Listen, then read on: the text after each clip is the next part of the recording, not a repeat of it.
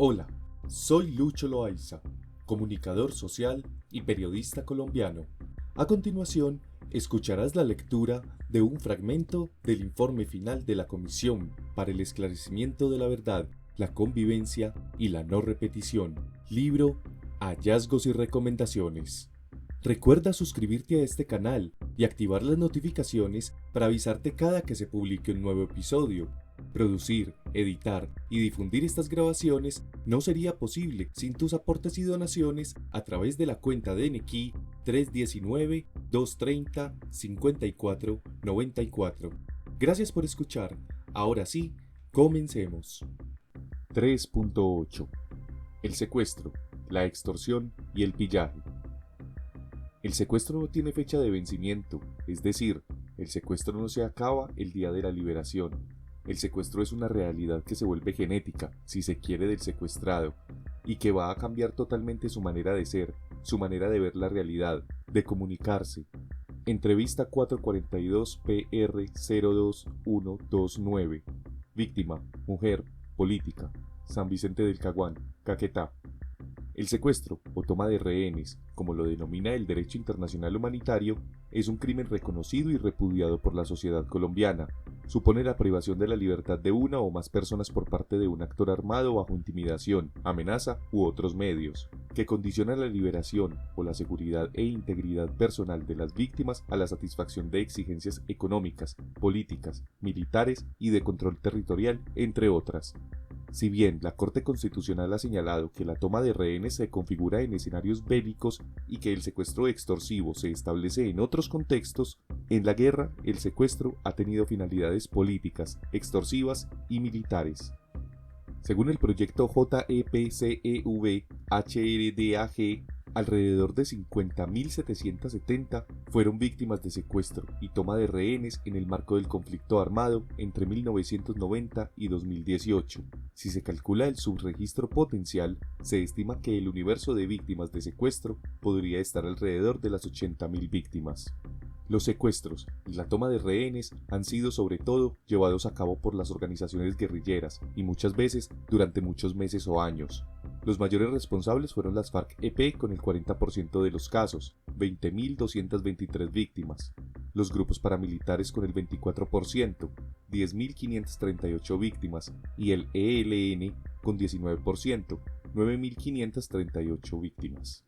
El porcentaje de responsables desconocidos para esta violación es del 29%. En este caso, la incertidumbre y el ejercicio de integración es inferior al dato de homicidio y desaparición forzada, ya que se cuenta con información más completa sobre el responsable. Aún así, se utiliza el dato más probable en un rango de incertidumbre identificado. También los secuestros fueron llevados a cabo en un número considerable por otros grupos. En algunos casos, también fueron cometidos por agentes del Estado. La categoría Otros grupos puede referirse a grupos criminales identificados en las bases de datos como BACRIM, bandolerismo, grupo armado no identificado, etc. Esta violación se presentó durante los diferentes periodos del conflicto armado, en la década de los 60 sobre todo por el M-19 y en las décadas de los 80 y 90 principalmente por las FARC-EP y el ELN. De 1995 a 2004 se incrementó el número de casos de manera vertiginosa. Se calcula que en esos 10 años hubo aproximadamente 38.926 víctimas, 77% del total de secuestros, y que solo entre 2002 y 2003 fueron 11.643, 23% del total. Estas cifras demuestran la masividad de estos hechos, lo que permite calificarla como una práctica generalizada desde mitad de los años 90 hasta 2004, cuando empieza a descender sustantivamente. Gráfica: víctimas de secuestro por año, según integración final de datos. Al comienzo de la década de los 70, las guerrillas recurrieron al secuestro económico y político. El primero era una de sus fuentes financieras más importantes, y el segundo buscaba lograr objetivos que favorecieran su poder de negociación, coacción o confrontación. Las pretensiones económicas y o políticas fueron una constante. El secuestro afectó primero a empresarios y miembros de las élites económicas y políticas del país, y posteriormente, su extensión e indiscriminación afectó a amplios sectores de la población. Esta es una práctica intencional y extendida en la que el desprecio por la vida, y el sufrimiento de las víctimas y sus familias revelan el grado de deshumanización del conflicto armado.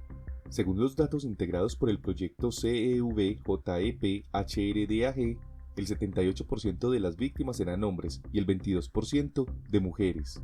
De los 1.663 hechos de secuestro registrados por la comisión, 495 son contra mujeres, 22,9%, prácticamente corresponde al dato general.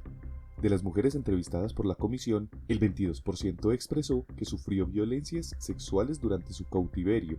Muchas víctimas entrevistadas lo refirieron como una muerte suspendida, en la que vivieron una situación dura, con fuertes restricciones y con la amenaza permanente de la muerte. Los familiares tuvieron incluso que participar en las negociaciones, siendo sometidos a una enorme presión e incertidumbre, además de una completa alteración de sus vidas e impacto durante meses, y en algunos casos durante los años que duró el secuestro. Una parte de ellos terminó con la muerte en cautiverio o con el homicidio de la víctima. Los departamentos más afectados por esta violación son Antioquia, con 9.308 víctimas, 20%, Cesar, con 3.353 víctimas, 7%, Norte de Santander con 2.949 víctimas, 6%, Bolívar con 2.611 víctimas, 6%, y Nariño con 2.513 víctimas, 5%. La mercantilización y deshumanización de la víctima por parte de los responsables la convierten en objeto de cambio. Su vida se cambia por dinero o peticiones, y si el objetivo no se logra, la víctima es asesinada. El pago del rescate no garantiza la vida de las personas secuestradas. Se registran casos en los que el grupo armado cobró el rescate varias veces y no entregaron a las personas, ni vivas ni muertas, además de casos de personas muertas en cautiverio de los que no se entregaron sus restos. El secuestro por motivos políticos también cosificó a las víctimas. Supuso una enorme presión sobre sus vidas que se convirtieron en objeto de coacción y desprecio, y que además quedaron en manos de sus captores y de situaciones políticas o económicas impredecibles, objeto de cambio con el que esas exigencias y respuestas transan con su vida.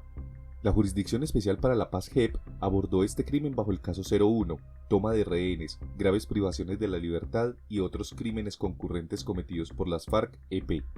La JEP imputó al antiguo secretariado de las FARC-EP crímenes de lesa humanidad y crímenes de guerra por los secuestros que cometieron.